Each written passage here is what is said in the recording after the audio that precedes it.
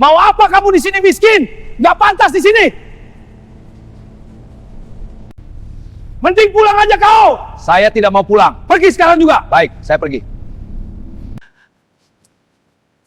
Aku hanya ingin membeli mobil. Matahari pagi di Teluk Penyabung belum panas membakar. Kabut tipis masih menyelimuti permukaan air yang tenang, memantulkan warna jingga dan merah muda dari langit di timur. Suara pertama yang selalu menyambut hari di sini bukanlah alarm atau lalu lintas, melainkan desir ombak kecil yang mencium bibir pasir, diikuti oleh kokok ayam jantan dan lengkingan burung camar. Di antara rumah panggung kayu yang berjajar rapi di sepanjang pantai, asap sudah mengepul dari dapur keluarga Mahesa. Mahesa, 45 tahun, sudah duduk di teras rumahnya, tangan-tangan besar dan berotot yang penuh dengan urat serta bekas luka kecil dari pisau pahat dan tali jaring sedang dengan hati-hati membersihkan alat pancingnya. Ia adalah sosok yang tenang, gerakannya penuh presisi tanpa terburu-buru. Wajahnya yang terbakar matahari terlihat lebih tua dari usianya, dengan garis-garis di sekitar mata yang mengeras dari tahun-tahun menatap lautan. Tapi matanya, hitam dan dalam, selalu memancarkan ketenangan yang langka. "Dik, sarapan sudah siap," suara lembut Sari, istrinya, terdengar dari dalam. Sari, 40 tahun, muncul membawa 2 piring nasi dengan lauk ikan bakar, sambal terasi, dan lalapan segar. Wajahnya bersahaja, cantik dalam kesederhanaannya, dengan senyum yang selalu siap menyapa. Mereka sudah menikah 20 tahun, dan kebersamaan mereka seperti ritme pasang surut, pasti, kuat, dan menjadi penopang hidup. "Makasih, Sar," ucap Mahesa singkat, namun nada suaranya hangat. Mereka sarapan dalam keheningan yang nyaman, ditemani bunyi ombak. Pekerjaan Mahesa ganda. Sebagai nelayan, ia melaut tidak setiap hari, tetapi ketika melaut, ia pergi sebelum subuh dan pulang dengan hasil tangkapan yang ia jual ke koperasi desa atau pasar kecil. Pekerjaan utamanya, dan juga passionnya, adalah sebagai pengrajin perahu kayu atau jukung. Keahlian ini turun-temurun dari kakek buyutnya. Di bengkel sederhana di belakang rumah, beberapa kerangka perahu sedang dalam pengerjaan. Kayu-kayu pilihan, besi, jati laut, atau cempaka, ia pahat dan rakit dengan penuh penghormatan, seolah-olah ia bukan sekadar membuat alat transportasi, tetapi menghidupkan sebuah jiwa untuk mengarungi lautan. Setelah sarapan, anak bungsunya, Galih, 15 tahun, yang masih berseragam sekolah, berpamitan. "Ayah, Ibu, aku berangkat dulu." "Belajar yang baik, Galih," sahut Sari sambil merapikan kerah baju anaknya. Anak sulung mereka, Dinda, 19 tahun, sudah membantu ibunya membersihkan rumah sebelum nanti berangkat ke pondok pesantren di desa sebelah untuk mengaji dan belajar mengelola usaha kecil-kecilan bersama ibu-ibunya. Hari itu adalah hari Mahesa fokus pada perahu. Ia menghabiskan waktu di bengkelnya, dikelilingi aroma serutan kayu dan dempul. Setiap pukulan pahatnya penuh arti. Bagi Mahesa, membuat perahu adalah ibadah. Ia mengenang pesan almarhum ayahnya, perahu ini yang akan membawa rezeki dan menyelamatkan nyawa orang. "Buatlah dengan jujur, jangan pernah gunakan kayu yang rapuh, atau samarkan cacatnya." Prinsip kejujuran itu merasuk dalam darahnya. Sore hari, setelah asyar, ia biasanya duduk di warung kopi sederhana milik Pak Darmo di ujung kampung. Warung itu menjadi pusat informasi sekaligus tempat istirahat bagi para nelayan dan warga. Di sanalah mereka berbagi cerita tentang tangkapan, cuaca, atau sekadar bergosip ringan. Mahesa bukan yang banyak bicara, ia lebih sering mendengarkan, sesekali tersenyum atau mengangguk. "Mas Mahes, dengar-dengar harga solar naik lagi nih," keluh Pak Jono, nelayan lain. "Ya, kita harus hitung ulang jadwal melaut. Jangan sampai modal habis buat solar, tangkapan cuma segini," sahut Mahesa bijak. Hidupnya adalah perhitungan sederhana antara tenaga, modal kecil, dan hasil yang cukup untuk makan, menyekolahkan anak, dan sedikit tabungan. Kehidupan mereka jelas tidak mewah. Rumah kayunya sederhana namun kuat, listrik hanya menyala di malam hari dengan daya terbatas, dan air bersih dari sumur. Barang-barang elektronik mereka seadanya. Televisi kecil masih tabung, kulkas tua yang sering menderu, dan sebuah sepeda motor butut untuk keperluan jarak jauh. Namun, di mata Mahesa dan Sari, mereka adalah orang kaya. Kaya akan ketenangan, kaya akan makanan yang selalu cukup dari laut dan kebun kecil mereka, kaya akan anak-anak yang sehat dan berbakti, serta kaya akan rasa syukur yang tak pernah putus. Malam itu, setelah Isya, mereka sekeluarga duduk di teras. Tidak ada cahaya lampu jalan, hanya cahaya bulan purnama yang memantul di laut, menciptakan jalan perak.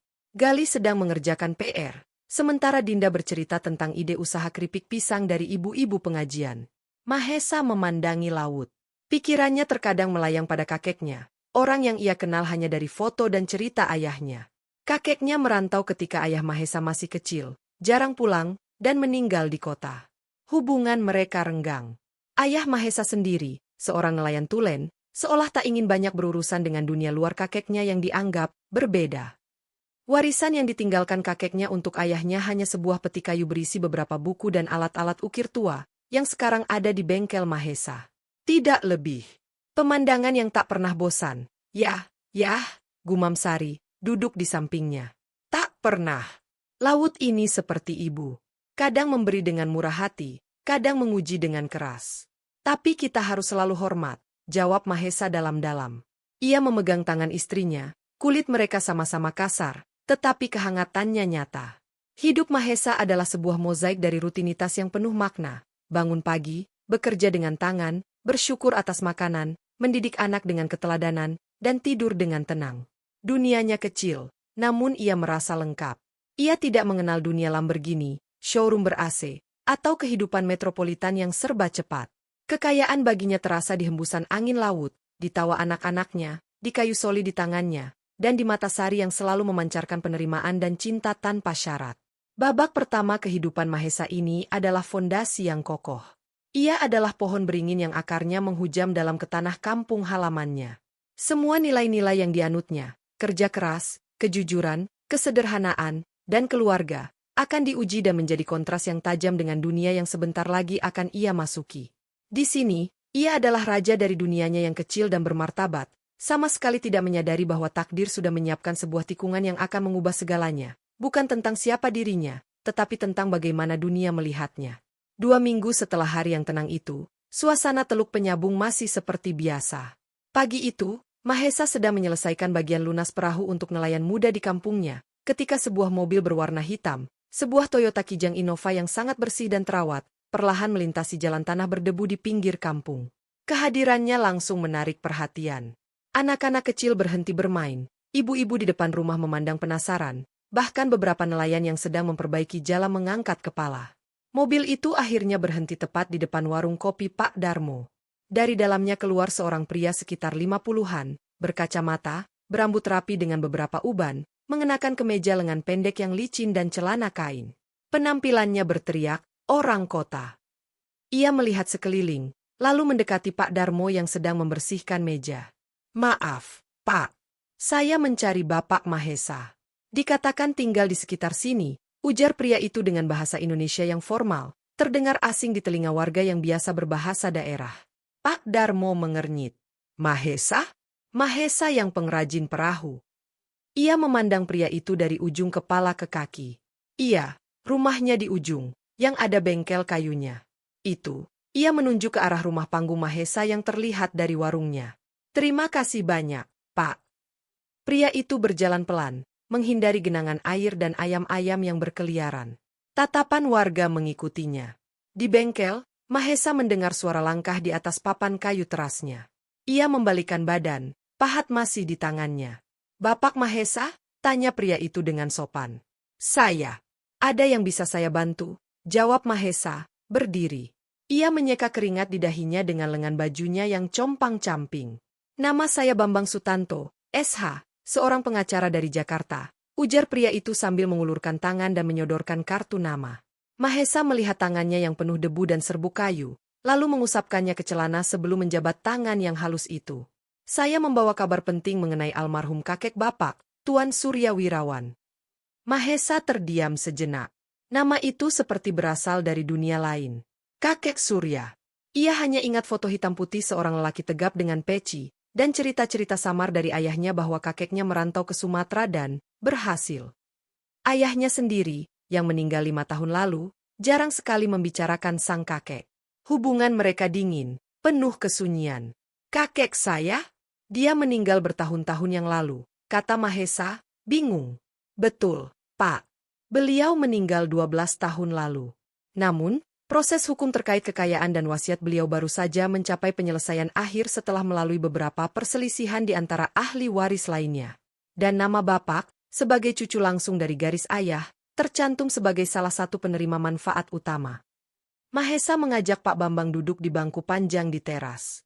Sari, yang mendengar pembicaraan, dengan sigap mengeluarkan 2 gelas teh tawar hangat, lalu duduk di samping suaminya dengan ekspresi was-was. Manfaat? Saya tidak mengerti, Pak Bambang. Ayah saya dulu tidak pernah menerima apa-apa, ujar Mahesa. Karena wasiatnya baru terbuka secara penuh setelah semua kondisi terpenuhi, termasuk pencapaian usia tertentu dari para penerima. Ayah Bapak, sayangnya, telah berpulang sebelum klausul itu terpenuhi. Namun, hak itu beralih kepada Bapak, jelas Bambang dengan sabar. Ia membuka tas kulitnya dan mengeluarkan segepok dokumen yang tersegel rapi. Ia mulai menjelaskan dengan bahasa yang sederhana. Kakek Surya ternyata adalah seorang pengusaha perkebunan karet dan sawit yang cukup sukses di Sumatera. Ia memiliki beberapa aset properti dan deposito. Setelah melalui proses hukum yang panjang, bagian yang menjadi hak garis keluarga ayah Mahesa akhirnya dapat dicairkan. Intinya, Bapak Mahesa, kata Bambang sambil menatap mata Mahesa, setelah semua pajak dan biaya hukum, jumlah yang akan Bapak terima adalah sekitar 65 miliar rupiah. Suasana seketika beku. Angka itu bukan sekadar angka. Itu adalah sebuah konsep yang sama sekali tidak ada dalam alam pikir Mahesa. 65 miliar. Untuk seorang yang penghasilan bersihnya mungkin 5 juta sebulan, itu adalah sesuatu yang mustahil. Sari memegang erat tangan Mahesa, wajahnya pucat. 70. Mahesa mengulang pelan, seperti tak yakin dengan pendengarannya sendiri. 65 miliar, Pak. Ditransfer ke rekening atas nama Bapak, tegas Bambang. Ia kemudian mengeluarkan surat wasiat asli yang sudah difotokopi dan diterjemahkan. Surat itu ditulis tangan oleh kakek Surya dengan tinta yang sudah memudar. Selain klausul-klausul hukum, ada bagian akhir yang berbunyi. Kepada anak cucuku yang menerima bagian ini, ingatlah, uang ini adalah hasil dari tanah dan keringat. Jangan pernah kau anggap ini sebagai jalan pintas. Gunakanlah untuk memperkuat akarmu, membangun rumah tangga yang tangguh, dan jangan sekali-kali melupakan dari mana asalmu. Kemewahan adalah fata morgana yang bisa mengeringkan jiwa. Kejujuran dan kerja keras adalah mata uang yang tak pernah tergerus inflasi.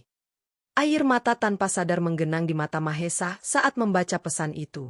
Entah mengapa, meski tidak pernah mengenal kakeknya, kata-kata itu terasa seperti berbicara langsung pada jiwanya yang selama ini hidup dengan prinsip serupa.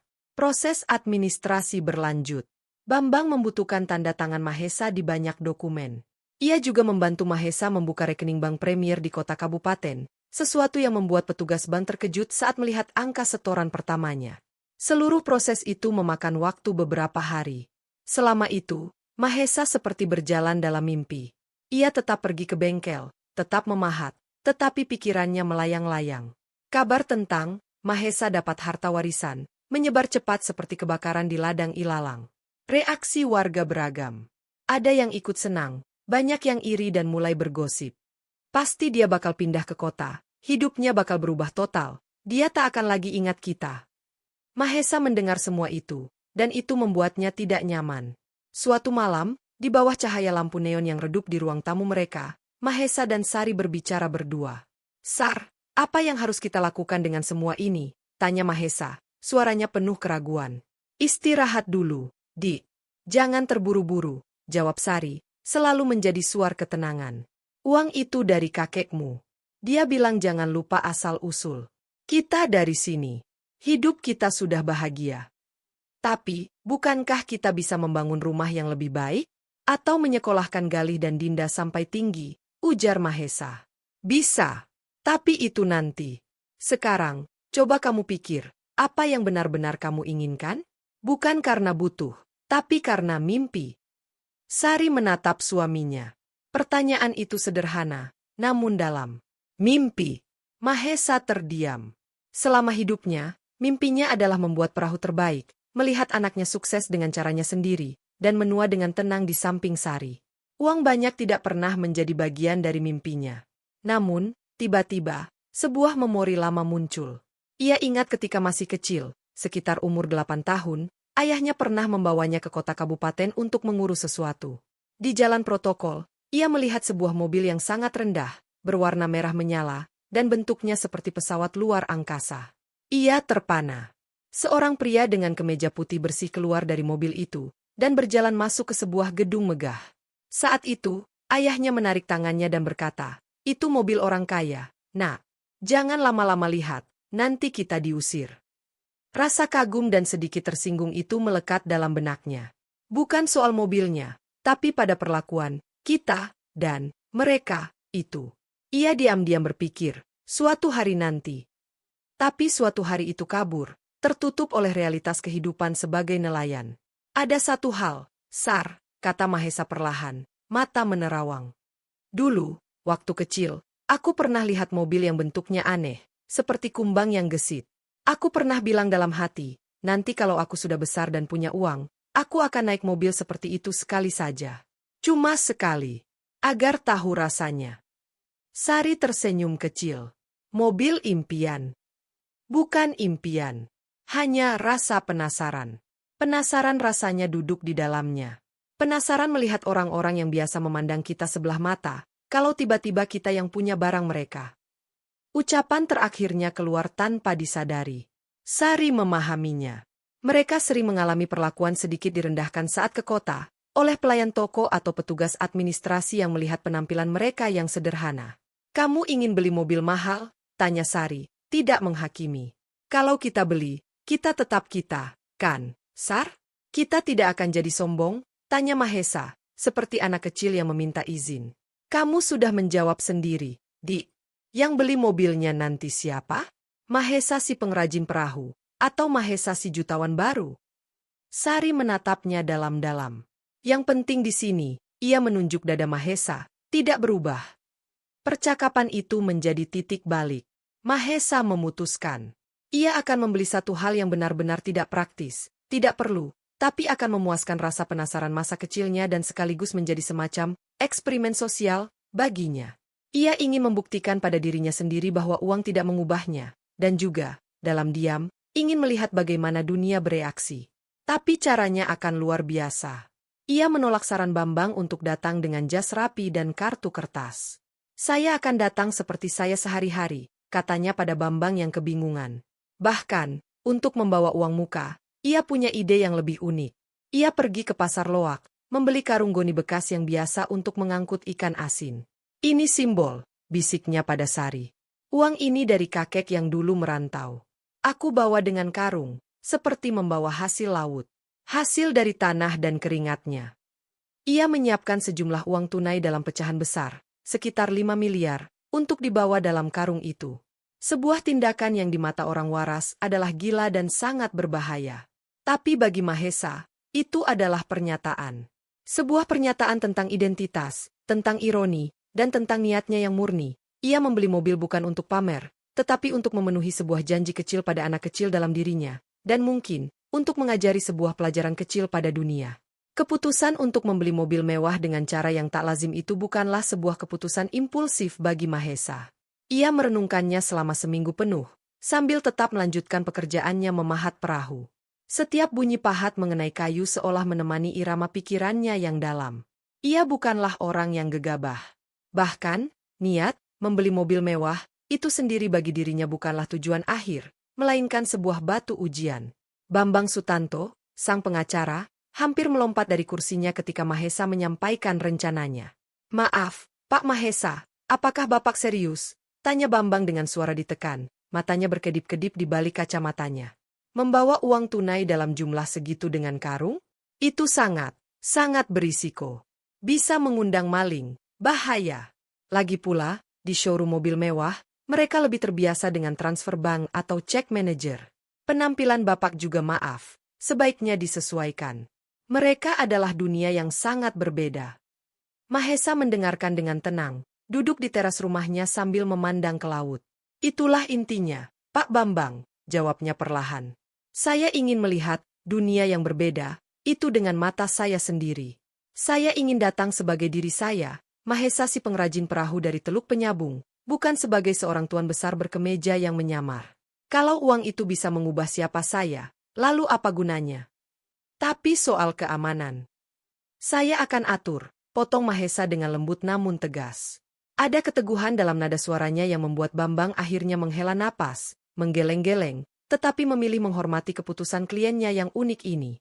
Ia hanya bisa memberikan saran teknis, nama dan alamat showroom dealer BMW terbesar di kota provinsi, nama sales manager yang berpengaruh, dan prosedur umum pembelian. Sari adalah satu-satunya orang yang benar-benar memahami bahasa jiwa suaminya. Malam sebelum kepergiannya, sambil membungkus bekal nasi dan lauk untuk perjalanan, ia berkata, "Dik, kamu seperti mau perang, ya? Tapi perangnya bukan dengan pedang, tapi dengan prasangka orang." Mahesa tersenyum tipis. "Bukan perang, Sar. Lebih seperti mencelupkan jari ke air garam. Untuk merasakan asinnya saja. Agar kita tahu bahwa lautan kita di sini rasanya sama. Hanya wadahnya yang berbeda. Jaga diri. Jangan sampai sakit hati," pesan Sari, merapikan kerah kemeja lusuh suaminya. "Justru, mungkin mereka yang akan sakit hati nanti," balas Mahesa sambil memeluk istrinya erat. "Aku akan pulang dengan cepat." Persiapan terakhir adalah ritual yang hampir sakral. Mahesa pergi ke gudang kecil di belakang rumah, tempat ia menyimpan peti warisan dari kakeknya. Dari dalamnya, ia mengeluarkan karung goni bekas yang sudah dicuci bersih tetapi masih meninggalkan bekas aroma ikan asin dan laut. Karung itu adalah simbol hidupnya yang lama. Kemudian, dengan ditemani Bambang yang mengawasi dengan cemas, ia pergi ke bank di kota kabupaten. Proses pengambilan uang tunai sebesar 5 miliar rupiah dalam pecahan terbesar yang tersedia, sebagian besar 100 ribu rupiah dan beberapa ikat pecahan 1 juta rupiah, adalah sebuah drama tersendiri. Manajer bank, seorang wanita parubaya, hampir pingsan saat melihat slip penarikan. Ia berusaha membujuk dengan segala cara, menawarkan segala fasilitas keamanan, bahkan menawarkan untuk mengantarkan langsung ke showroom dengan mobil patroli. Tapi Mahesa bersikukuh. Ia ingin membawanya sendiri, dengan karungnya. Akhirnya, di ruang vault yang dingin, uang-uang itu disiapkan. Menyusunnya ke dalam karung bukanlah perkara mudah. Ketika karung goni yang usang itu terisi penuh dengan ikatan-ikatan uang kertas baru yang renyah, terciptalah sebuah kontras yang nyaris absurd. Bambang memotret mental adegan itu dengan perasaan campur aduk antara kekaguman dan rasa, "Ini gila banget." Mahesa, dengan wajah tenang, mengangkat karung itu ke pundaknya. Berat, tetapi ia terbiasa mengangkat jaring ikan dan kayu gelondongan. Bagi fisiknya, ini bukan masalah.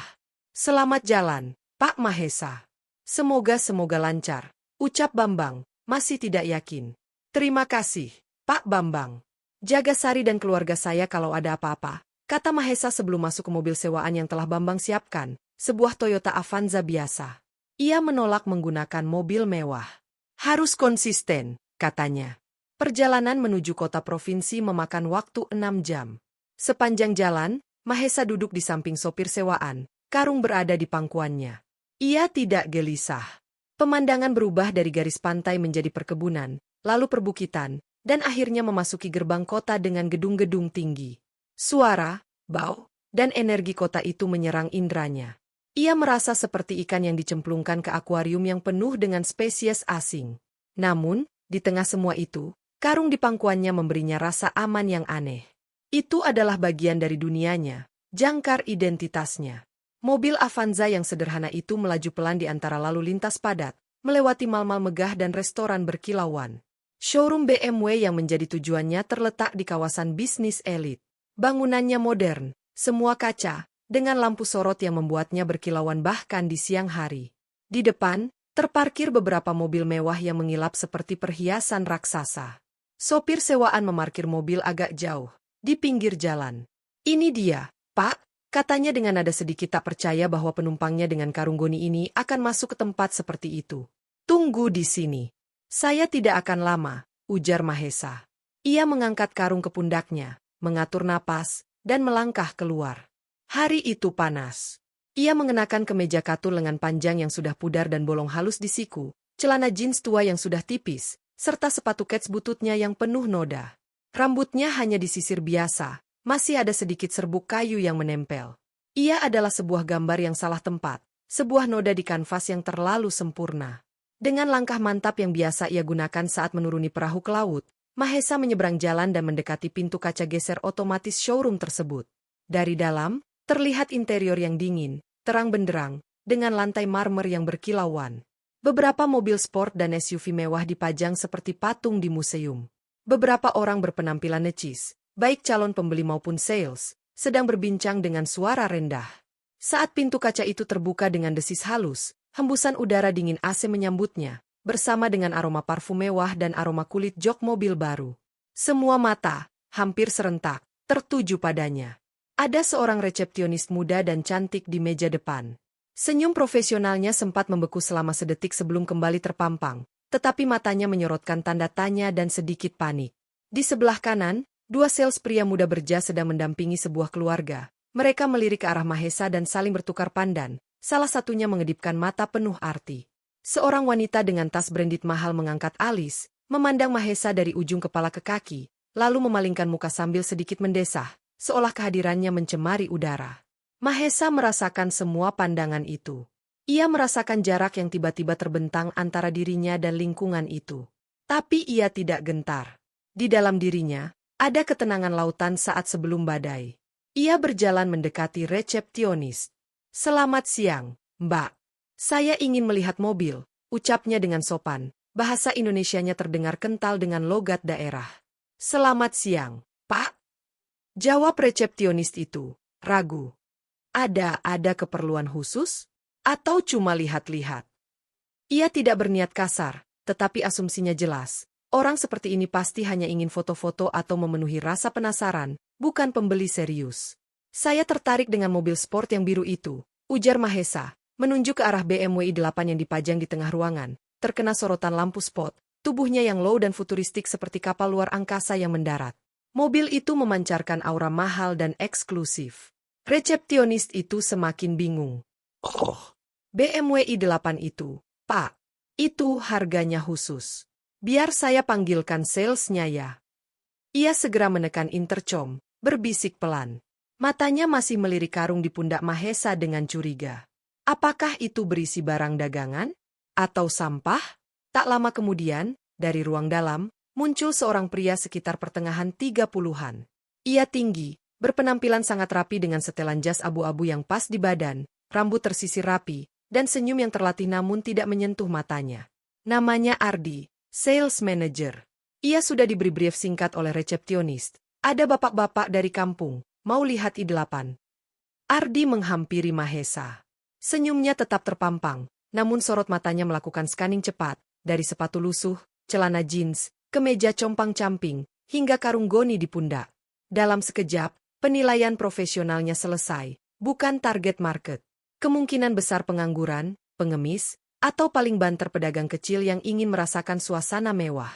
Sering ada orang seperti ini, dan biasanya harus segera ditangani sebelum mengganggu pengunjung lain. "Selamat siang, Pak. Saya Ardi, sales manager di sini. Ada yang bisa saya bantu?" Suaranya datar, sopan namun dingin, berbeda dengan keramahannya pada pengunjung lain. "Saya mau tanya tentang mobil biru itu, Pak." "BMW i8, ucap Mahesa, masih dengan tenang.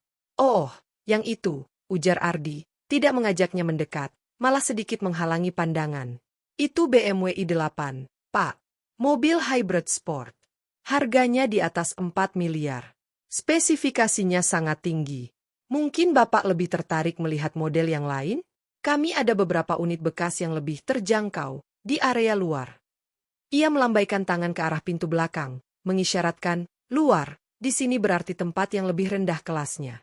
Saat itu, beberapa pengunjung lain mulai memperhatikan percakapan ini. Seorang pria parubaya dengan jam tangan mewah dan wanita muda di sampingnya berhenti melihat mobil, lalu memandang ke arah Mahesa dan Ardi dengan ekspresi menghibur, seperti menonton pertunjukan gratis. Seorang sales wanita di seberang ruangan menyembunyikan senyum kecut di balik dokumennya. Tekanan sosial mulai terbentuk. Ardi merasa perlu menegaskan posisinya. Atau mungkin, lebih baik Bapak menitipkan karungnya di depan? Supaya lebih leluasa melihat-lihat, tambahnya, nada suaranya mulai terdengar sedikit merendahkan. Ia menganggap karung itu pasti berisi barang-barang tidak berharga yang bisa mengotori showroom. Mahesa melihat sekeliling. Ia melihat tatapan sinis, senyuman mencemooh, dan sikap acuh tak acuh. Ini adalah dunia yang berbeda, yang selama ini ia dengar. Ia merasa seperti ikan yang terdampar di daratan yang asing. Tapi di dalam dadanya, justru semakin tenang. Semua ini membuktikan prasangka yang selama ini ia ketahui memang nyata. "Karung ini tidak mengganggu, Pak," jawab Mahesa. Suaranya tetap rata, tak terdengar tersinggung. "Saya serius ingin tahu tentang mobil i8 itu. Bisa tolong jelaskan spesifikasinya? Atau berikan brosur? Permintaan yang wajar. Tapi di telinga Ardi dan orang-orang yang mendengar, itu dianggap sebagai kelancangan. Si pria berjam tangan mewah itu tak tahan lagi. Dengan suara keras agar didengar orang lain, ia berkata pada wanita di sampingnya, "Nak, lihat itu. Sekarang orang-orang kampung juga sudah berani masuk sini. Pura-pura mau beli, padahal cuma mau cuci mata, habisin AC kita." Tawa kecil menyebar. Wajah Ardi sedikit memerah, bukan karena malu pada Mahesa, tetapi karena kehadiran Mahesa dianggap merusak citra showroom dan mengganggu klien potensialnya yang lain. Ia harus bertindak. "Begini, Pak," ucap Ardi, suaranya lebih tegas, senyumnya menghilang. "Showroom ini adalah tempat bisnis yang serius. Kami melayani calon pembeli yang benar-benar berniat. Untuk mobil i8, kami hanya memberikan penjelasan mendetail kepada klien yang telah menunjukkan komitmen. Mungkin lebih baik Bapak keluar dulu, membersihkan diri, dan datang kembali dengan penampilan yang lebih pantas, jika memang serius." Itu adalah penghinaan terbuka. Kata, "pantas," itu menggantung di udara, menusuk. Semua orang menunggu reaksi si pria compang-camping itu. Apakah ia akan marah? Atau tersipu malu dan pergi? Mahesa mengambil napas dalam-dalam. Ia memandang Ardi, lalu memandang ke arah pria berjam tangan yang masih menyeringai. Lalu, pandangannya kembali ke BMW i8 yang berkilauan. Ada sebuah ketenangan aneh di wajahnya, seperti nelayan yang sudah tahu arah angin dan siap membentangkan layarnya. Dengan gerakan lambat dan penuh kesengajaan, ia meletakkan karung goni yang besar itu di lantai marmer yang sangat bersih di depannya. Bunyi, duk, yang tumpul dari karung yang penuh berisi menggema dalam keheningan yang tiba-tiba terbentuk. Semua mata tertuju pada karung itu. "Ini komitmen saya, Pak Ardi," ucap Mahesa. Suaranya lirih namun terdengar jelas di ruangan yang kini sunyi. Lalu, ia membungkuk, dan dengan tenang mulai membuka ikatan tali rafia yang mengencangkan mulut karung. Gerakan Mahesa membuka karung itu dilakukan dengan tenang dan ritualistik, seperti seorang nelayan yang membuka hasil tangkapan berharganya. Bunyi gesekan tali rafia yang kasar melepaskan simpulnya terdengar keras di keheningan showroom yang mendadak senyap. Udara AC yang dingin seolah membekukan waktu. Ardi masih berdiri dengan tangan terlipat, ekspresi campuran antara kesal dan menunggu lelucon apalagi yang akan terjadi. Pria berjam tangan mewah dan wanita pendampingnya berhenti berjalan, menoleh dengan penuh antisipasi sinis. Para sales lain, termasuk resepsionis, melongok dari balik meja dan mobil pajangan. Semua orang terpaku pada karung usang di lantai marmer yang mulus. Saat mulut karung terbuka lebar, Mahesa tidak langsung menuangkan isinya. Ia memasukkan tangannya, dan dengan gerakan mantap, mengambil beberapa ikat uang pecahan 1 juta rupiah yang diikat dengan kertas bandrol bank. Ikatan uang itu tebal, berwarna hijau tua, dan setiap ikatnya berisi 100 lembar, bernilai 100 juta rupiah per ikat. Dengan tenang, ia meletakkan 3 ikat di lantai, tepat di antara dirinya dan Ardi. Uang-uang itu menumpuk dengan bunyi, plop, yang kecil namun bergema. Senyum sinis di wajah pria berjam tangan itu mulai memudar. Matanya membelalak, fokus pada ikatan uang yang tak mungkin palsu, bandrol bank resmi masih melingkarnya.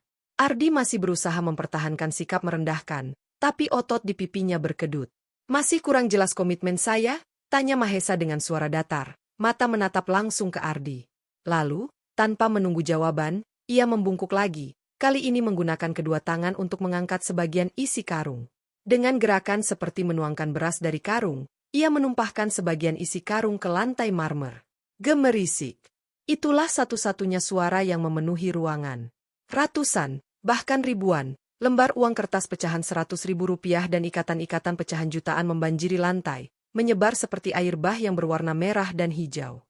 Tumpukan uang itu menggunung, mengacaukan kesempurnaan lantai marmer yang polos. Beberapa ikatan uang menggelinding mendekati roda mobil Mercedes SUV terdekat.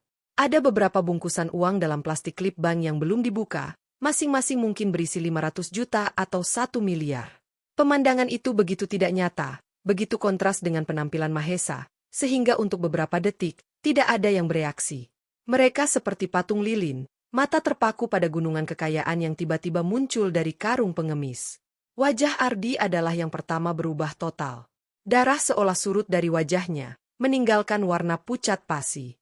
Mulutnya terbuka kecil, senyum sinisnya hilang tanpa bekas, digantikan oleh keterkejutan yang dalam dan rasa malu yang mulai membara. Tangannya yang terlipat turun dengan kaku. Matanya berpindah dari tumpukan uang ke karung yang masih setengah penuh, lalu ke wajah Mahesa yang tetap tenang, bahkan sekarang terlihat agak memelas, seperti bertanya, apakah ini cukup sebagai komitmen? Pria berjam tangan mewah itu adalah yang berikutnya. Ekspresi menghinanya lenyap, diganti dengan wajah terkagum-kagum dan malu. Ia dengan cepat memalingkan muka, merasa tatapannya sendiri tadi begitu ceroboh dan arogan. Wanita di sampingnya memegang lengannya erat, berbisik, "Dewa, itu uang beneran?" Suaranya bergetar. Suasana showroom yang awalnya penuh dengan bisik-bisik merendahkan kini berubah menjadi keheningan yang berat, dipenuhi oleh rasa malu kolektif dan ketakjuban. Resepsionis muda itu menutup mulutnya dengan tangan, matanya melotot. Sales wanita di seberang ruangan menjatuhkan dokumen yang dipegangnya, kertas-kertas berhamburan di lantai, tetapi ia tak peduli. Ardi, dengan segala pelatihan profesionalnya, berusaha keras untuk menarik napas dan mengambil kendali. Suaranya serak saat akhirnya mencoba bicara. "Pak, saya minta maaf yang sebesar-besarnya." Ia membungkuk sedikit, posturnya yang tadi tegak dan angkuh kini lunglai. "Saya tidak menyangka." Mahesa tidak langsung menjawab. Ia menatap Ardi lama-lama, lalu pandangannya menyapu ruangan, melihat setiap wajah yang kini tidak berani menatapnya langsung. "Saya hanya ingin tahu tentang mobil I8 biru itu," ucapnya akhirnya. Suaranya masih sama tenang, tidak ada kemenangan atau kemarahan di dalamnya. "Tapi tadi Bapak bilang, saya harus keluar, bersih-bersih dulu, dan pakai baju yang pantas." Setiap kata seperti cambuk yang melukai harga diri Ardi dan semua orang yang tadi mencemooh. Tidak, Pak. Itu kesalahan besar saya. Saya sungguh-sungguh minta maaf. Silahkan, mari kita lihat mobil I8-nya. Bapak ingin duduk di dalam? Mau test drive? Ardi hampir terdengar memohon. Seorang sales lain yang lebih cerdik segera beraksi. Ia bergegas mengambil brosur terbaik dan sebuah tablet. "Pak, izinkan saya membantu." "Mari, Pak," ujarnya dengan suara sangat ramah, mencoba merebut kesempatan dari Ardi yang dianggap sudah blunder. Tapi Mahesa mengangkat tangan, menghentikan mereka semua. "Saya belum selesai," katanya perlahan. Ia menunjuk ke tumpukan uang di lantai. "Ini uang muka. Untuk mobil I8 biru itu. Yang ready stock. Saya bayar tunai. Hitung saja berapa yang diperlukan, ambil dari sini. Sisanya, tolong masukkan kembali ke karung saya." Kalimat sederhana itu adalah pukulan telak bagi seluruh hierarki dan protokol showroom. Bayar tunai? Untuk mobil 4,3 miliar? Dengan uang fisik dari karung? Itu adalah hal yang hampir tidak pernah terjadi dalam sejarah dealership mereka. Biasanya transaksi dilakukan via transfer antar bank atau financial liaise. "Tunai, Pak." Ardi gagap. "Tunai," tegas Mahesa. "Apakah ada masalah?" Tidak sama sekali." Ardi segera memburuikan diri. "Saya akan panggil manajer keuangan dan security. Tolong, Pak, silahkan duduk di lounge kami yang nyaman. Minum kopi atau teh? Espresso? Cappuccino?" Pelayanannya kini berubah 180 derajat, menjadi hampir menjilat. Tapi Mahesa menolak. "Saya baik-baik saja di sini. Saya tunggu." Kegiatan showroom yang tadi terhenti total, kini berubah menjadi keriuhan yang berbeda. Manajer keuangan datang dengan wajah pucat dan kalkulator. Dua security berbadan besar dipanggil bukan untuk mengusir Mahesa, tetapi untuk menjaga tumpukan uang di lantai. Mereka berdiri di dekatnya dengan sikap waspada, tetapi tatapan mereka juga penuh decak kagum. Proses penghitungan uang dimulai di tempat. Mereka membawa mesin penghitung uang portabel. Suara mesin itu berdengung, menghitung lembar demi lembar uang yang hanya beberapa menit lalu diinjak-injak secara metafora. Setiap kali mesin berbunyi, pling, untuk setiap 100 lembar, seolah mengingatkan semua orang tentang betapa salahnya penilaian mereka. Sementara uang dihitung, Ardi berusaha keras mendapatkan kembali muka. Dengan suara bergetar, ia mulai menjelaskan spesifikasi BMW i8 kepada Mahesa, tetapi penjelasannya kacau, penuh dengan dan Mahesa hanya mendengarkan sambil sesekali mengangguk. Matanya lebih sering memandang ke arah mobil impian masa kecilnya yang kini terasa sangat dekat, namun juga sangat jauh dari jangkauan definisi kebahagiaannya. Para pengunjung lain, termasuk pria berjam tangan tadi, tidak ada yang beranjak. Mereka menyaksikan drama itu dengan perasaan campur aduk, malu, kagum, penasaran, dan sedikit iri. Beberapa mulai mengeluarkan ponsel untuk merekam secara diam-diam, tetapi ditegur halus oleh security. Setelah hampir setengah jam, waktu yang terasa seperti 1 abad bagi Ardi, manajer keuangan mengangkat kepala. Total yang ada di sini adalah 5 miliar rupiah, Pak. Untuk mobil BMW i8 Roadster warna biru dengan opsi yang ada, harganya 4,35 miliar. Jadi, kembalinya 650 juta. Masukkan kembaliannya ke karung, ujar Mahesa. Lalu ia menambahkan, saya mau mobilnya sekarang. Plakat nomor polisi sementara saja. Saya akan urus sendiri nanti. Tentu, Pak. Segera. Ardi nyaris berlari ke bagian administrasi. Dalam waktu singkat, semua dokumen yang tadi dianggap hanya untuk klien serius, disiapkan dengan cepat.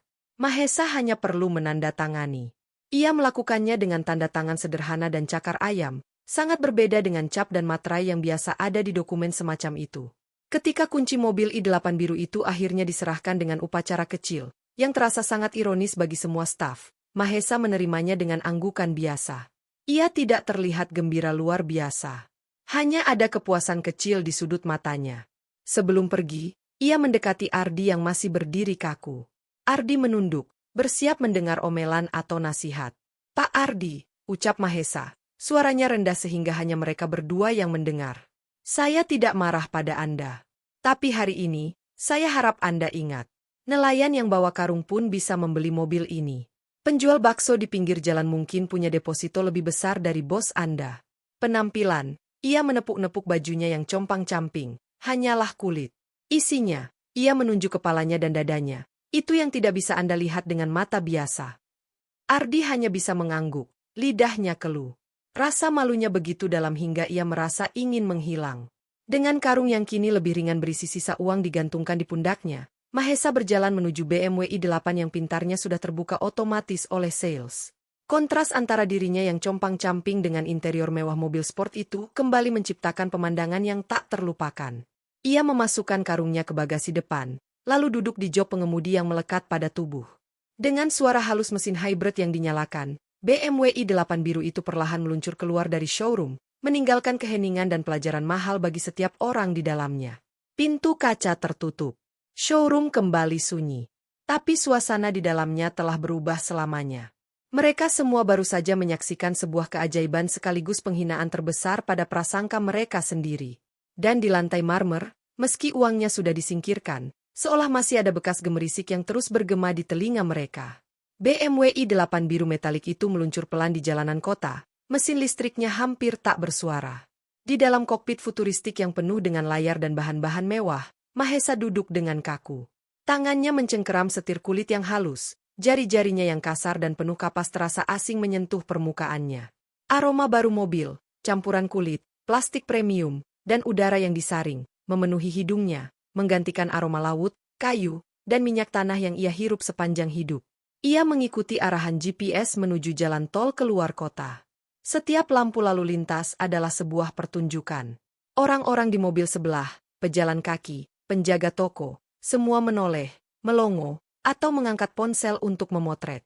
Yang mereka lihat bukanlah seorang konglomerat muda, tetapi seorang pria setengah baya dengan wajah tertembus matahari, rambut acak-acakan, dan mengenakan kemeja compang-camping di dalam supercar senilai miliaran. Kontras itu begitu menusuk mata, menimbulkan berbagai ekspresi, kagum, bingung, cemburu, dan tak percaya. Mahesa mengabaikan semua tatapan itu. Pikirannya justru melayang ke adegan di showroom. Wajah pucat Ardi, tumpukan uang di lantai marmer, dan keheningan yang memalukan. Ia seharusnya merasa menang, puas telah membuktikan sesuatu. Tapi yang ia rasakan hanyalah kehampasan yang aneh dan sedikit sedih. Bukannya merasa diakui, ia justru merasa semakin asing. Uang ternyata tidak bisa membeli rasa hormat yang tulus. Ia hanya bisa memaksanya lewat keterkejutan dan rasa malu. Setelah membayar tiket tol, ia memasuki jalan bebas hambatan. Di sini, ia perlahan mulai menekan pedal gas. Respons mobil itu begitu langsung dan dahsyat, mendorongnya ke sandaran jok. Kecepatan yang belum pernah ia rasakan sebelumnya. Tapi, anehnya, sensasi itu tidak membuatnya bersemangat. Ia justru teringat pada perahu jukungnya yang tercepat, meluncur di atas ombak, diterpa angin laut yang asin dan bebas. Itu adalah kebebasan yang sesungguhnya. Kebebasan tanpa kaca pembatas, tanpa AC, tanpa tatapan heran orang lain. Hanya laut, langit, dan usahanya sendiri. Ia mengambil jalan pintas keluar tol menuju jalur pantai yang lebih sepi. Pikiran kembali pada Sari dan anak-anaknya. Apa yang akan mereka katakan? Apakah mereka akan takut dengan perubahan ini? Ataukah mereka akan mengerti bahwa mobil ini hanyalah sebuah benda, sebuah janji yang kini telah ditepati? Sementara itu, di showroom BMW, gempar belum usai. Video singkat yang diambil diam-diam oleh seorang pengunjung telah bocor ke media sosial. Kualitasnya buruk, tetapi jelas menunjukkan seorang pria berpakaian lusuh menuangkan gunungan uang dari karung goni di lantai showroom mewah. Video itu cepat sekali viral. Judul-judulnya bombastis, pria desa bayar BMW i8 tunai pakai karung, bikin sales nangis malu, The Revenge of the Underdog, dari karung ke supercar, jangan nilai orang dari baju, buktinya ini. Ardi mendapatkan konsekuensi langsung. Manajer wilayah menelepon dengan suara dingin, memintanya memberikan laporan resmi. Reputasi showroom ternoda karena dianggap tidak profesional dan elitis. Meskipun transaksi berhasil, cara pelayanan yang bias dan merendahkan itu menjadi pelajaran pahit bagi seluruh jaringan. Ardi sendiri diliputi rasa malu dan penyesalan yang mendalam. Kata-kata Mahesa terus bergema di kepalanya. Isinya itu yang tidak bisa Anda lihat dengan mata biasa.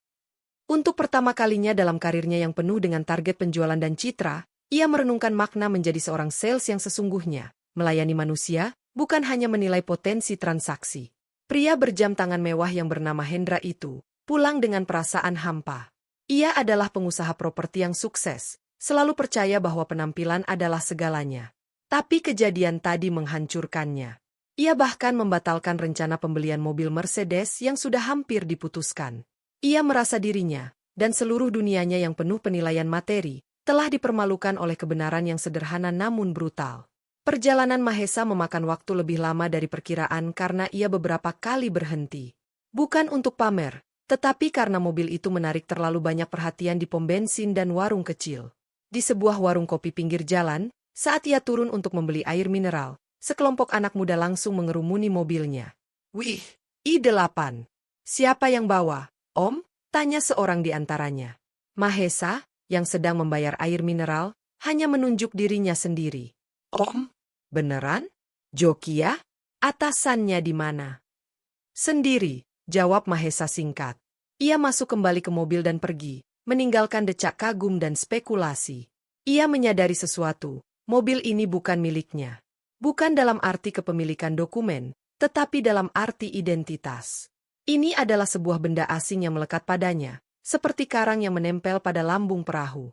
Ia tidak nyaman. Saat matahari mulai condong ke barat, ia akhirnya mencapai jalan tanah menuju Teluk Penyabung. BMW i8 yang rendah dan sporty itu jelas-jelas tidak dirancang untuk jalur seperti ini. Ia harus mengemudi dengan sangat hati-hati, menghindari lubang dan bebatuan, membuat kemajuannya sangat pelan. Kontras semakin menjadi-jadi. Supercar berteknologi tinggi merangkak di jalan desa berdebu. Ketika mobil itu perlahan memasuki kampung, kekacauan kecil terjadi. Anak-anak yang sedang bermain terpana, lalu berteriak-teriak mengikuti mobil. Ibu-ibu di depan rumah berhenti mencuci atau memasak, melongok dengan mata berbinar. Para nelayan di warung kopi Pak Darmo serentak berdiri, seperti melihat pesawat luar angkasa turun dari langit. Mereka semua tahu Mahesa pergi untuk suatu urusan, warisan, tapi tak seorang pun mengira akan melihat ini. BMW itu berhenti di depan rumah panggung Mahesa. Ia mengeluarkan karung goni dari bagasi, lalu berdiri di samping mobil, menatap rumahnya.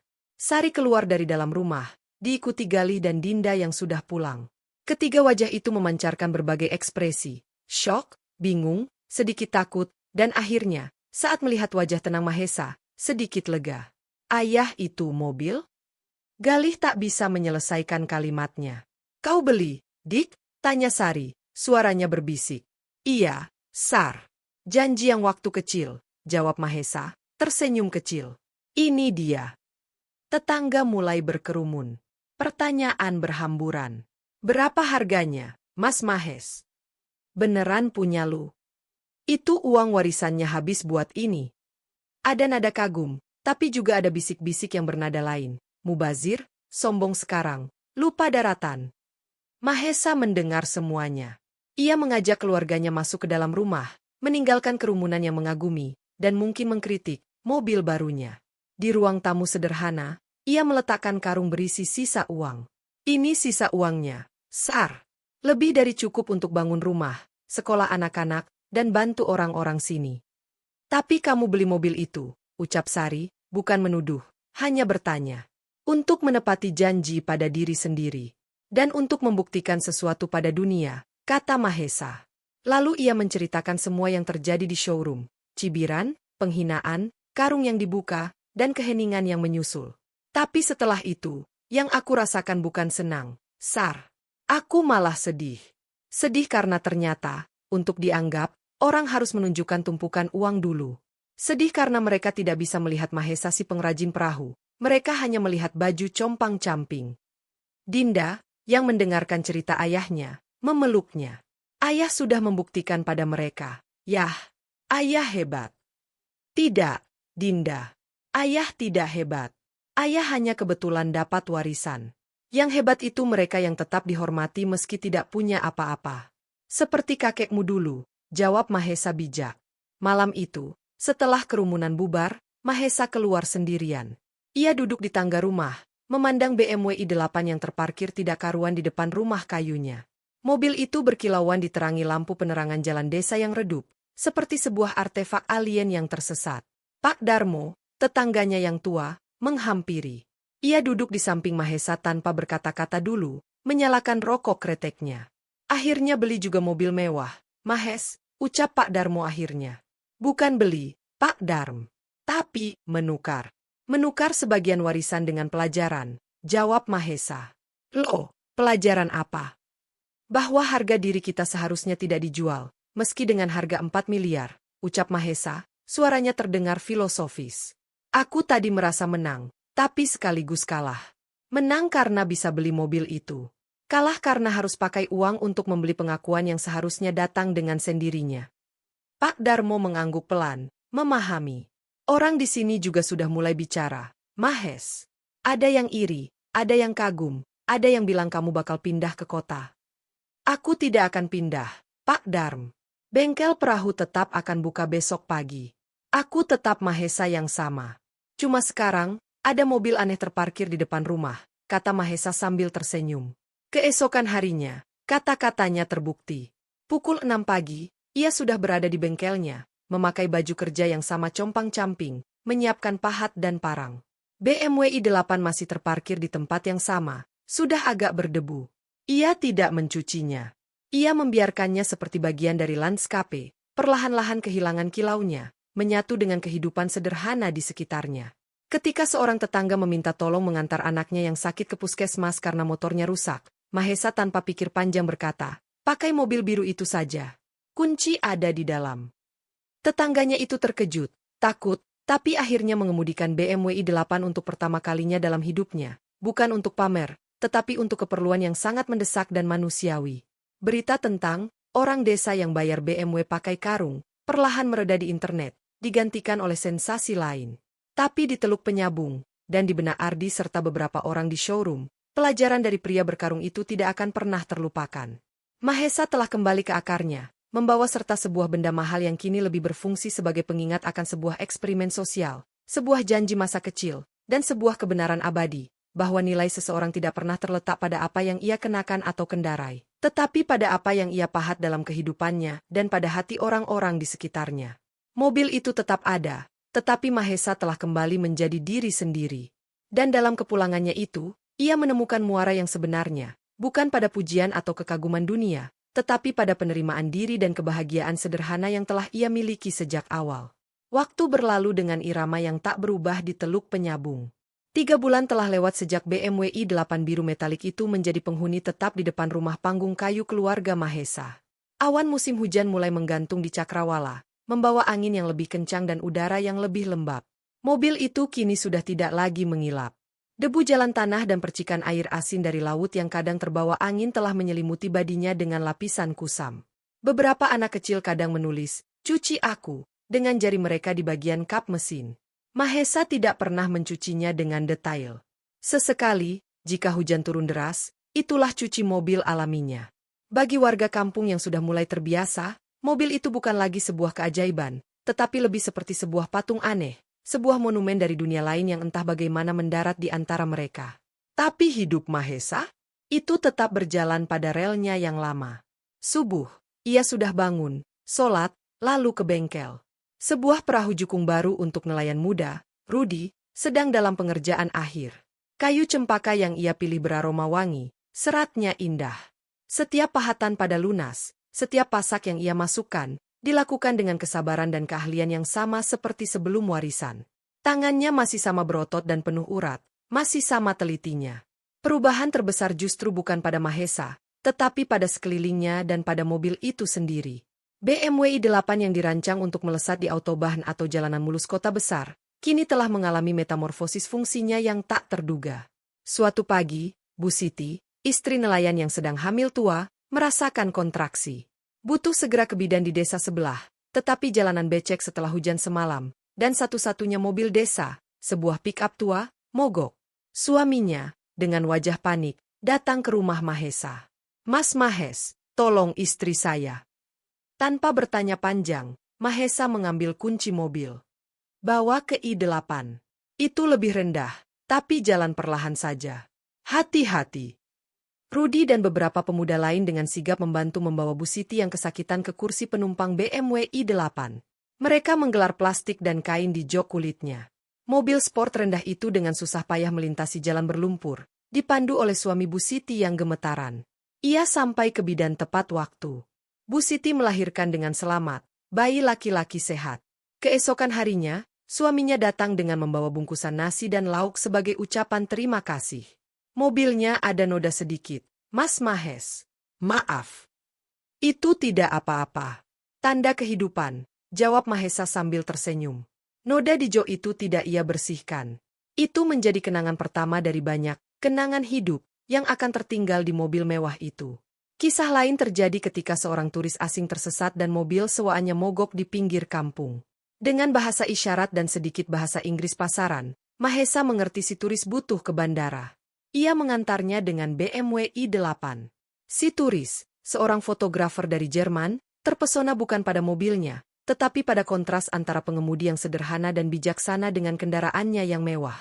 Ia memotret Mahesa sedang berdiri di samping mobilnya yang kotor, dengan latar belakang laut dan perahu-perahu tradisional. Foto itu kemudian ia unggah di media sosialnya dengan judul, "The real luxury is not a car, but the soul of the man who drives it." Foto itu menjadi kecil-kecilan viral di kalangan tertentu, menambah lagi lore tentang pria berkarung, namun dari sudut pandang yang lebih humanis. Sementara itu, di kota, Ardi si sales manager masih terus bergulat dengan pelajarannya. Ia dipertahankan di perusahaan tetapi mendapatkan peringatan dan harus mengikuti pelatihan ulang tentang keragaman dan inklusivitas. Suatu hari, saat ia sedang merenung di showroom yang sepi, matanya tertumbuk pada brosur BMW i8. Ia teringat wajah tenang Mahesa, karung goni, dan gemerisik uang. Ia kemudian melakukan sesuatu yang tak terduga. Ia mencari tahu alamat Teluk Penyabung, bukan untuk menjual apa-apa, tetapi untuk meminta maaf secara pribadi.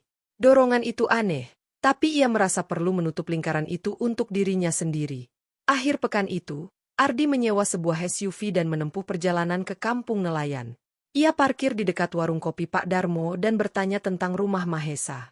Warga memandangnya curiga, orang kota berkemeja rapi lagi. "Mahesa? Lagi di bengkel belakang rumahnya," kata Pak Darmo, mengarahkan. Ardi berjalan menyusuri jalan setapak. Ia melihat rumah-rumah kayu sederhana, jemuran ikan, anak-anak berlarian. Lalu, matanya menangkap sesuatu yang tak mungkin. BMW i8 biru yang ia kenal itu, terparkir di samping sebuah rumah panggung, dalam keadaan sangat kotor dan berdebu. Hampir tidak terawat. Jantungnya berdebar. Ia mendekat, dan dari balik rumah, terdengar suara pahat mengenai kayu. Di bengkel terbuka yang sederhana, ia melihat Mahesa. Pria itu sedang membungkuk, dengan konsentrasi penuh, mengukir pola hiasan di buritan perahu. Ia mengenakan celana pendek compang-camping dan bertelanjang dada, tubuhnya berotot dan berkeringat. Di sekelilingnya, serpihan kayu dan alat-alat tradisional. Pemandangan itu begitu murni, begitu jauh dari dunia showroom yang steril. Ardi berdiri di sana, merasa seperti seorang pengunjung yang tidak diundang ke sebuah kuil. Mahesa akhirnya menoleh, mengenalinya. Ekspresinya tidak marah, tidak senang, hanya netral. "Pak Ardi," sapa Mahesa, meletakkan pahatnya. Pak Mahesa. Saya datang untuk menyampaikan sesuatu, ucap Ardi, gugup. Silahkan duduk. Mahesa menyodorkan bangku kayu. Ardi duduk, matanya masih melihat sekeliling bengkel, lalu kembali ke BMW i8 yang kotor di luar. Mobilnya tidak dicuci. Sudah dicuci hujan kemarin, jawab Mahesa sambil tersenyum. Dia lebih sering dipakai antar warga yang butuh ke puskesmas atau ke kota daripada saya pakai sendiri. Ardi tertegun. Visinya tentang mobil mewah sebagai simbol status dan kemewahan hancur berantakan di sini. Mobil itu di sini hanya menjadi sebuah alat yang berguna, bukan untuk dipuja. Pak Mahesa, saya datang khusus untuk meminta maaf. Sungguh-sungguh. Kejadian di showroom itu adalah kesalahan terbesar dan pelajaran terbesar dalam hidup dan karir saya. Saya sudah diingatkan atasan, dan saya sendiri malu setiap mengingatnya. Kata-kata Bapak waktu itu yang selalu saya pikirkan. Mahesa mengangguk, mengambil sebotol air minum dan meminumnya. Saya sudah lupa, Pak Ardi. Tapi saya tidak bisa melupakannya. Saya ingin bertanya mengapa Bapak melakukan itu? Membawa uang dalam karung, datang dengan pakaian seperti itu? Apakah untuk menghukum orang seperti saya? Mahesa memandangnya lama. Bukan untuk menghukum. Tapi untuk mengingatkan diri saya sendiri. Saya ingin datang sebagai diri saya yang sebenarnya. Kalau saya pakai jas dan dasi, lalu dibeli mobil itu, apakah itu akan mengubah siapa saya? Tidak. Saya tetap Mahesa, anak nelayan, tukang kayu. Hanya baju saja yang beda. Saya tidak mau menipu diri sendiri, atau menipu dunia, dengan kostum. Kalau mereka mau melayani saya, layani saya sebagai saya. Kalau tidak, ya sudah. Jawaban itu sederhana, namun punya kedalaman yang membuat Ardi terdiam. Tapi, Bapak tidak marah pada ejekan kami. Sedih. Bukan marah. Sedih karena kita hidup dalam dunia di mana kulit lebih dilihat daripada isi. Saya sedih untuk Anda, Pak Ardi. Karena pekerjaan Anda seharusnya melayani manusia, bukan menilai dari baju mereka. Saya cuma kebetulan punya uang untuk membuktikan itu. Bayangkan orang yang tidak punya uang, tapi butuh bantuan Anda, mereka akan diperlakukan lebih buruk lagi. Pelajaran itu mendarat dengan berat di hati Ardi. Ia melihat perahu yang setengah jadi. Ini yang Bapak kerjakan. Iya, membuat perahu. Ini nilai sebenarnya. Saya menciptakan sesuatu yang akan menghidupi keluarga, membawa orang melaut, mencari nafkah. BMW itu hanya barang konsumsi. Dia tidak menciptakan apa-apa, hanya menghabiskan. Tapi perahu ini, ia menepuk-nepuk kayu yang hampir jadi. Ini hidup. Ardi pulang dengan perasaan yang berubah total. Ia tidak lagi melihat mobil mewah sebagai puncak prestasi. Ia melihatnya sebagai benda. Dan ia melihat ketulusan dan integritas pada seorang pria sederhana di bengkel kayu. Sepulangnya, ia mengundurkan diri dari posisi sales manager dan memulai bisnis kecil-kecilan dengan prinsip yang lebih humanis. Ia sering bercerita tentang Pak Mahesa dan karungnya pada rekan-rekannya, bukan sebagai cerita lucu, tapi sebagai cerita inspirasi. Di kampung, hidup terus berjalan. Mobil i8 semakin terintegrasi. Ia pernah dipakai mengangkut hasil bumi ke koperasi, pernah menjadi ambulans, darurat, pernah dipinjam untuk acara pernikahan seorang pemuda desa yang ingin mengantar mempelai dengan gaya, meski akhirnya tersangkut di jalan becek dan harus ditarik kawanan warga. Mobil itu perlahan kehilangan kesucian dan eksklusivitasnya. Ia menjadi milik komunitas, dalam arti tertentu. Suatu sore, Mahesa dan Sari duduk di teras, memandang mobil itu yang sedang dimandikan, secara sukarela oleh beberapa anak muda desa yang penasaran ingin menyentuhnya. Sudah puas, Dik? Janji kecilnya sudah ditepati, tanya Sari. Sudah. Sekarang justru saya mikir, mungkin lebih baik mobil itu kita jual. Uangnya untuk bangun klinik kecil atau perbaiki jalan kampung, ujar Mahesa. Saya sih setuju. Tapi lihat, anak-anak itu senang sekali mencucinya. Mobil itu sudah jadi bagian cerita kita, cerita kampung ini. Mungkin biarkan saja. Sebagai pengingat, saran Sari. Mahesa memikirkan itu. Mobil itu memang sudah menjadi simbol, tetapi simbol yang telah direbut kembali dari makna aslinya. Di showroom, ia simbol kekayaan dan status. Di Teluk Penyabung, ia telah bertransformasi menjadi simbol ironi, kerendahan hati, dan gotong royong. Noda di jok, goresan halus di badi karena semak, dan debu yang tak pernah benar-benar hilang adalah catatan-catatan kisah barunya. Akhirnya, Mahesa memutuskan untuk tidak menjualnya. Ia akan membiarkannya ada, sebagai sebuah pertanyaan hidup yang diparkir di halaman rumahnya. Apa arti kekayaan sejati? Ia kembali ke bengkel. Perahu untuk Rudi hampir selesai. Besok akan diresmikan dengan upacara kecil, dilarungkan ke laut. Itulah kehidupan nyatanya. Menciptakan, bukan mengonsumsi. Memberi, bukan memamerkan. BMW i8 tetap ada, tapi jiwa Mahesa tetap tertambat pada kayu, laut, dan keluarga. Dan dalam keputusannya untuk tetap sederhana di tengah kemampuan untuk menjadi mewah, ia menemukan kekayaan yang sesungguhnya, rasa cukup dan damai yang tak bisa dibeli oleh uang manapun, bahkan dari karung seberat apapun. 5 tahun telah berlalu. Teluk Penyabung masih mempertahankan napasnya yang tenang, meskipun beberapa perubahan halus telah terjadi. Jalan tanah utama sekarang sudah diperkeras dengan paving blok sederhana, hasil swadaya masyarakat dengan dukungan dana dari seorang donatur yang enggan disebut namanya. Di ujung kampung, berdiri sebuah balai pertemuan yang juga berfungsi sebagai perpustakaan kecil dan klinik darurat, dengan seorang bidan desa yang tinggal menetap. Semua itu dibiayai oleh sebuah yayasan yang dikelola secara sederhana oleh keluarga Mahesa. BMW i8 biru itu masih ada. Sekarang ia lebih menyerupai bagian dari ekosistem kampung. Catnya sudah tidak mengilap, ada beberapa baret kecil di bumper, dan velgnya sedikit keropos karena udara asin. Ia jarang dipakai, kecuali untuk keperluan mendesak warga atau sesekali Mahesa menggunakannya untuk pergi ke kota urus dokumen yayasan. Mobil itu kehilangan aura, mewahnya dan berubah menjadi kendaraan tua yang disayangi, seperti kakek yang sudah pensiun tapi masih dihormati. Anak-anak kecil bahkan sudah berani duduk-duduk di atas kap mesinnya yang hangat diterpa matahari, bercerita tentang mimpi mereka. Mahesa, kini memasuki usia 50 tahun, rambutnya mulai memutih di pelipis. Namun, tangannya masih sama kuat dan terampil. Bengkel perahunya justru semakin ramai. Ia tidak hanya membuat jukung tradisional, tetapi juga melatih 6 pemuda kampung, termasuk Gali anaknya yang memilih menjadi pengrajin kayu daripada kuliah di kota. Ilmu ayah ini lebih berharga dari gelar manapun, kata Gali suatu hari, dan kalimat itu adalah kebanggaan terbesar Mahesa.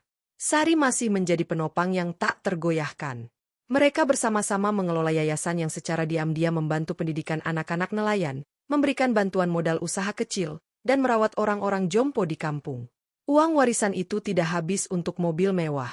Sebagian besar telah diubah menjadi kebaikan yang berakar, persis seperti pesan kakek Surya dalam surat wasiatnya, gunakanlah untuk memperkuat akarmu. Suatu pagi yang cerah, sebuah acara penting akan digelar di tepi pantai. Perahu terbaru karya Mahesa dan timnya, sebuah perahu besar model pepadu untuk melaut lebih jauh, akan diluncurkan. Upacara peluncuran perahu adalah tradisi sakral. Seluruh warga berkumpul. Ada doa, taburan bunga, dan sajian sederhana. Di antara kerumunan, ada seorang tamu tak terduga, Ardi. Ia tidak lagi mengenakan jas rapi, tetapi kemeja linen sederhana dan celana chino. Wajahnya lebih berisi, lebih tenang. Setelah mengundurkan diri dari dunia sales mobil mewah, ia memulai usaha kursus bahasa dan keterampilan untuk anak-anak marginal di kota. Kisah Mahesa mengubah perspektif hidupnya secara total. Pak Mahesa, sapa Ardi dengan hormat. Pak Ardi, senang Anda bisa datang, sambut Mahesa dengan hangat, jabat tangan erat. Hubungan mereka sekarang seperti sahabat lama yang dipertemukan oleh sebuah pelajaran hidup. Saya tidak mau melewatkan ini. Ini lebih bermakna daripada peluncuran mobil model terbaru apapun, kata Ardi. Upacara dimulai. Sesepuh kampung memimpin doa. Kemudian, dengan sorak-sorai warga, perahu yang telah dihiasi janur dan bunga ditarik pelan ke arah laut oleh puluhan tangan. Saat lambungnya menyentuh air untuk pertama kali, tepuk tangan dan tangis haru pecah. Itu adalah sebuah kelahiran. Setelah acara selesai, Mahesa dan Ardi duduk di warung kopi Pak Darmo, menikmati kelapa muda. 5 tahun berlalu cepat, gumam Ardi. Tapi dampak dari satu hari itu, dari karung Bapak, masih saya rasakan. Saya juga, sahut Mahesa. Dulu saya pikir dengan membeli mobil itu saya sedang membuktikan sesuatu pada dunia. Ternyata, dunia tidak perlu dibuktikan apa-apa. Dunia hanya akan terus berputar dengan prasangkanya. Kita hanya perlu membuktikan pada diri sendiri, siapa kita, dan ingin menjadi apa. Ardi mengangguk. Bapak berhasil. Lihat kampung ini. Lihat keluarga Bapak. Itu adalah kesuksesan sejati. Kesuksesan. Mahesa tersenyum. Saya hanya nelayan yang beruntung dapat warisan. Tapi warisan terbesar bukan uangnya, Pak Ardi. Tapi surat dari kakek saya. Pesannya, jangan lupa akar. Itu yang saya pegang. Mereka membicarakan banyak hal. Ardi bercerita tentang anak-anak didikannya yang kini ada yang berhasil mendapatkan beasiswa. Mahesa bercerita tentang rencana membuat workshop kayu untuk kaum disabilitas. BMW i8 hanya menjadi candaan kecil di antara mereka. Mobil itu sekarang lebih sering jadi kandang ayam kalau malam, canda Mahesa. Itu berlebihan, tapi memang kadang ayam berkeliaran di bawahnya. Di tengah pembicaraan, seorang pemuda asing mendekati. Ia ternyata turis dari Belanda yang sedang meneliti budaya maritim. Permisi, apakah Bapak adalah pemilik mobil BMW i8 biru di sana? Tanyanya dengan bahasa Inggris terbata-bata. Saya, jawab Mahesa. Saya mendengar cerita tentang Bapak. Tentang karung dan showroom. Apakah cerita itu benar? Tanya si pemuda penasaran. Benar, jawab Mahesa singkat. Luar biasa. Tapi yang lebih luar biasa bagi saya, mengapa Bapak memilih tetap tinggal di sini, dengan kehidupan sederhana, padahal Bapak bisa hidup mewah di mana saja? Pertanyaan itu pernah ditanyakan banyak orang. Mahesa memandang ke laut, ke perahu barunya yang sudah terapung dengan gagah. Karena disinilah laut saya. Disinilah kayu saya. Disinilah hati saya. Kemewahan, ia menunjuk BMW i8 yang jauh di kejauhan, itu hanya sementara. Tapi rasa memiliki pada sebuah tempat, pada sebuah komunitas, pada sebuah karya, itu abadi. Saya seperti perahu itu. Lunasnya harus menyentuh air ini, air kampung halamannya. Barulah ia bisa berlayar. Jawaban itu direkam oleh pemuda Belanda itu dalam catatannya, mungkin akan menjadi bagian dari tesisnya tentang makna kebahagiaan dalam komunitas tradisional. Hari pun bergulir. Sore itu, Mahesa mengajak Ardi berjalan-jalan ke bengkelnya. Di sana, di sudut yang terhormat, tersimpan karung goni yang dulu ia bawa ke showroom. Karung itu sudah lapuk, tapi masih utuh. Ia disimpan dalam lembaran plastik. Ini senjata saya dulu, kata Mahesa sambil tertawa. Itu bukan senjata, Pak. Itu adalah simbol. Simbol bahwa nilai sejati seringkali dibungkus dengan cara yang tidak menarik, ucap Ardi. Mahesa setuju. Ia kemudian menunjukkan sesuatu yang lain, sebuah peti kayu tua. Di dalamnya ada surat wasiat kakek Surya, foto-foto lama, dan beberapa peralatan ukir kuno. Ini warisan yang sesungguhnya. Bukan uangnya, tapi ini. Keahlian, prinsip hidup, dan ingatan. Ardi terharu. Ia menyadari bahwa dalam 5 tahun ini, Mahesa tidak hanya membelanjakan uang, tetapi melestarikan dan mengalirkan nilai-nilai yang jauh lebih berharga. Malam harinya, di teras rumah dengan penerangan lentera, Mahesa berkumpul dengan keluarga. Sari, Dinda yang kini sudah menikah dengan seorang guru dan punya anak, serta Galih. Mereka membicarakan masa depan yayasan, bengkel, dan kampung. Ayah, Ibu, terima kasih, kata Dinda tiba-tiba. Kalian mengajarkan kami bahwa kekayaan itu bukan untuk ditumpuk, tapi untuk dialirkan seperti air. Dan bahwa identitas kita tidak pernah boleh kita jual, berapapun harganya. Kalimat itu menyentuh hati Mahesa. Itulah warisan sejati yang ingin ia tinggalkan. Bukan mobil, bukan uang, tetapi keteguhan prinsip dan kemurahan hati. Sebelum tidur, Mahesa dan Sari berjalan ke tepi pantai. Mereka duduk di sebuah perahu tua yang terbalik, memandang bulan purnama yang memantul di air. Sudah puas dengan hidup kita, Sar? Tanya Mahesa. Sangat. Kita punya cukup. Cukup makan, cukup kasih sayang, cukup memberi. Apalagi yang kurang? Jawab Sari, menggenggam tangan suaminya. Mereka memandang ke arah rumah mereka. Di halaman, BMW i8 yang sudah kusam berdiam diri, diterangi cahaya bulan. Sekarang, mobil itu tampak seperti patung perunggu yang usang, kehilangan pesona glamornya, tetapi mendapatkan sebuah keindahan baru, keindahan sebuah kisah. Kisah tentang seorang pria yang menolak diubah oleh kekayaannya, yang justru menggunakan kekayaan itu untuk mengukir lebih dalam lagi identitas aslinya. Keesokan paginya, kehidupan berjalan seperti biasa. Mahesa kembali ke bengkel. Ada pesanan perahu baru. Galih dan anak-anak muda lain sudah siap dengan alat mereka. Di dinding bengkel, tergantung foto lama, Mahesa muda dengan ayahnya di depan sebuah perahu. Itulah akarnya. Dan di sampingnya, Tanpa disengaja, tergantung juga foto potret dirinya yang difoto turis Jerman, dengan BMW i8 kotor di belakangnya. 2 dunia, 1 orang. Warisan kakek Surya telah selesai dijalankan. Uangnya telah dialirkan menjadi kebaikan. Pesannya telah dihidupi. Dan Mahesa, si pria berkarung itu, telah menyelesaikan pelayaran hidupnya yang paling penting, pelayaran untuk tetap menjadi dirinya sendiri, di tengah ombak godaan dan badai prasangka. Laut tetap luas. Perahu-perahu baru akan terus dibuat. Dan BMW i8 biru itu, mungkin suatu hari nanti akan menjadi besi tua, atau mungkin akan disumbangkan ke museum sebagai cerita rakyat modern. Tapi satu hal yang pasti, lunas kehidupannya, prinsip dan cintanya pada keluarga serta kampung halaman, tak pernah bergeser sedikit pun.